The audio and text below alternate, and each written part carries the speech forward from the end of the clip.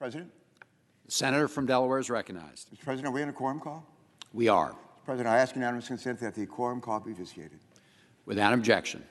Mr. President, I rise today to mark a moment in history for the first state, your neighboring state, to celebrate the first U.S. Navy vessel to be named after Delaware in more than 100 years.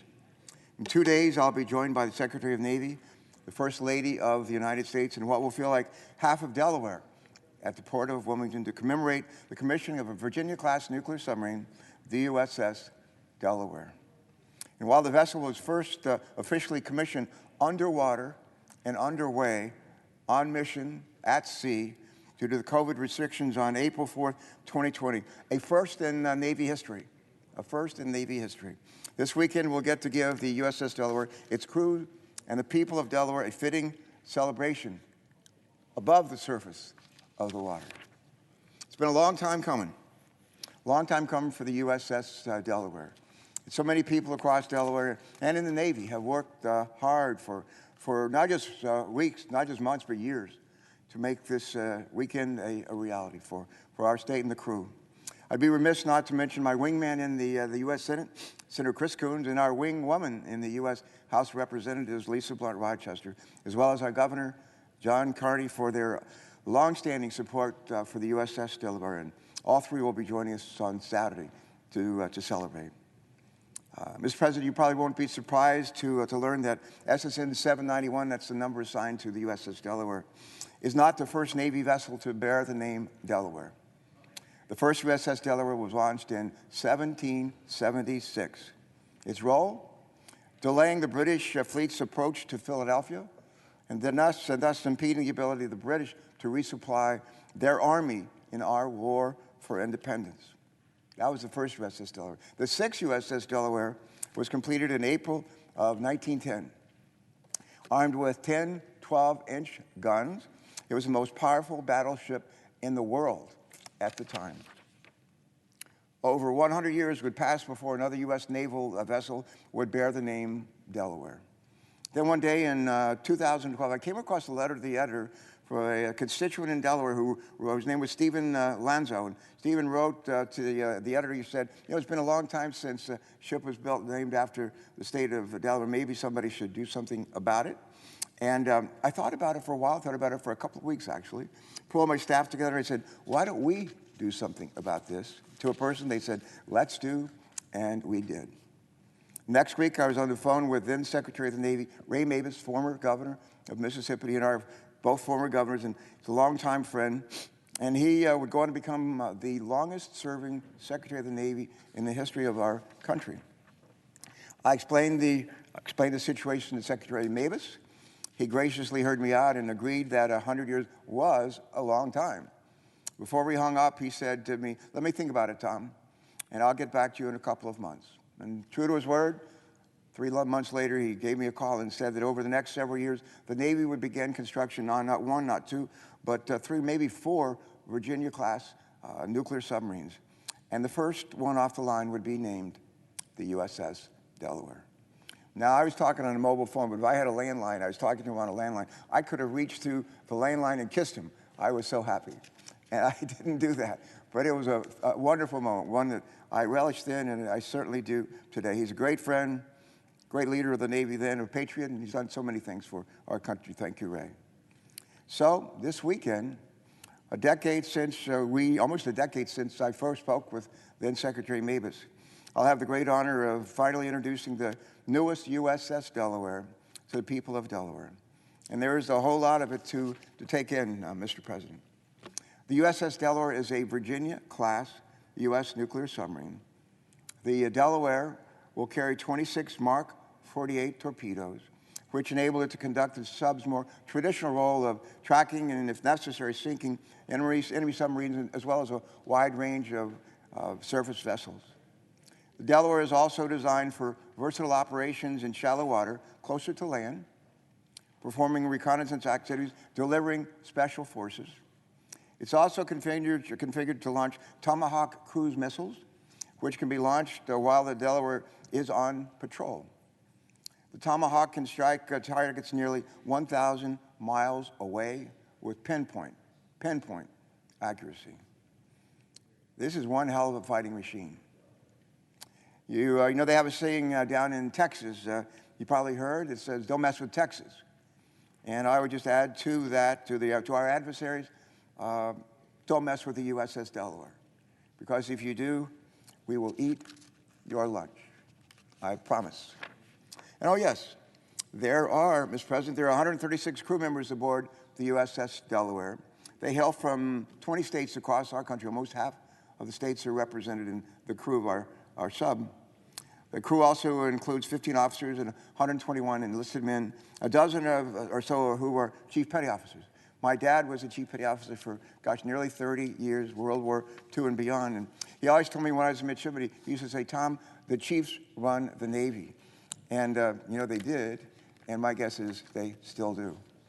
But in addition to having an opportunity to introduce the crew of the USS Delaware to the people of Delaware this weekend, we'll also have an opportunity to introduce Delaware to the crew of the state that they are representing. And with tongue in cheek, I like to describe Delaware as the 49th largest state in the Union, and it's comprised of 3 counties and 1 million people. We're about 100 miles from north to south and about 50 miles from east to west along our southern border with Maryland, your state. Native Americans, including the Lenape Indians, lived in Delaware for hundreds of years before the Dutch arrived some 400 years ago and established Lewis, Delaware, the first town in the first state located where the Atlantic Ocean meets the Delaware Bay. Quick story, the Dutch were not all that kind to the Native Americans who lived in that greater area, it's now Lewis, and the Native Americans literally wiped out the Dutch colony. And later on, the Dutch would come back in greater numbers, be more kind to the Native Americans, and the colony of Lewis grew and prospered. The British were looking at this with askance and worried about the growth of this Dutch colony surrounded by British settlements and forces. And one night, the Dutch went to bed to sleep in Lewis, Delaware, and the Brits burned the town to the ground. And the next morning, when the Dutch surveyed what had happened, there's one house still standing, the Rivers Holt House. It's believed to be maybe the oldest permanently standing house in North America, the Rivers Holt House, and part of a national park. Later on, in 1631, the first Swedes and Finns sailed right back what would become the port of Wilmington. Their sailing ships, the Calmar-Nickel and the Fogelgrip, took a turn to the west for a couple of miles on a smaller river that they named the Christina after Sweden's 12-year-old child queen. And along its banks, they established the colony of New Sweden, where Wilmington stands today. The church they built there is believed to be perhaps the longest continuously serving church in North America, Old Swedes Church. And believe it or not, there are now more Swedish Americans than there are Swedes in Sweden.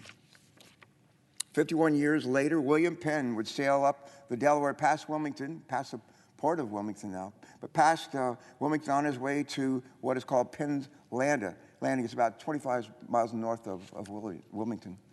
And carrying with him the deeds from King of England to what would later become the colony of Pennsylvania and something called the Lower 3 Counties. That would be us, Delaware. But the real Penn's Landing, ironically, was in what is now known as Newcastle, Delaware. Not Penn's Landing in Pennsylvania, but Newcastle, Delaware.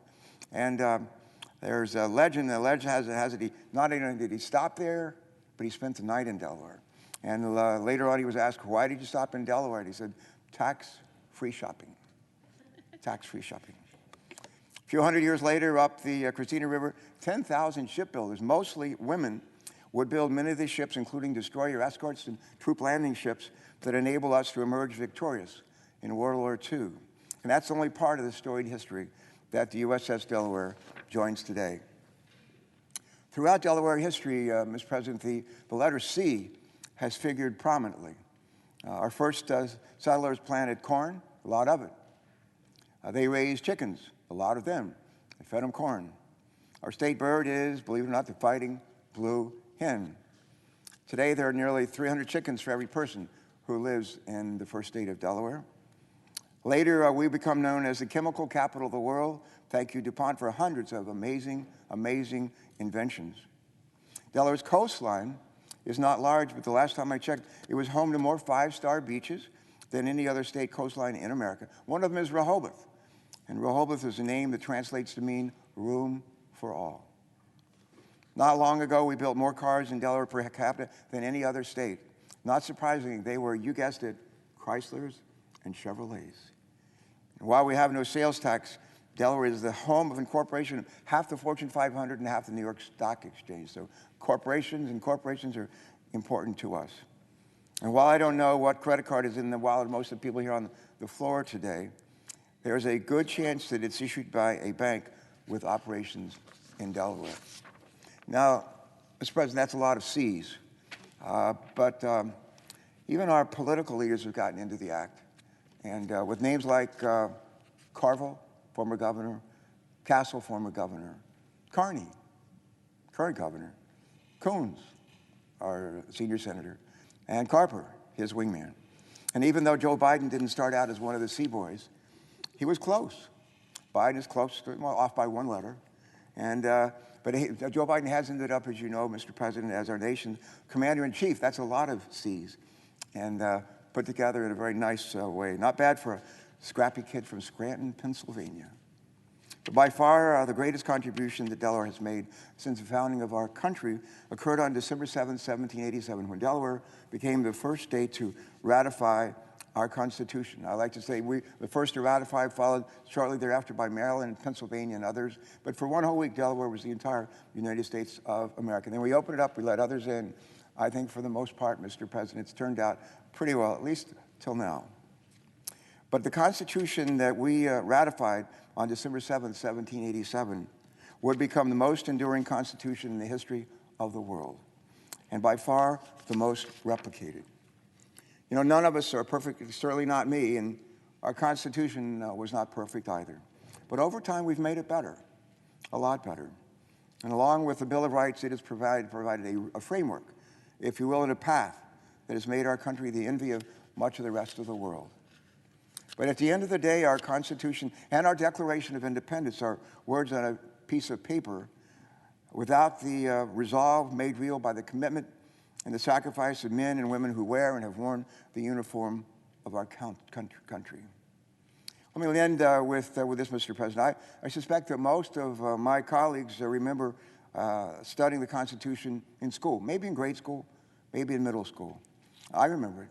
In fact, my sister and I had to learn and actually recite the preamble, I believe, in middle school.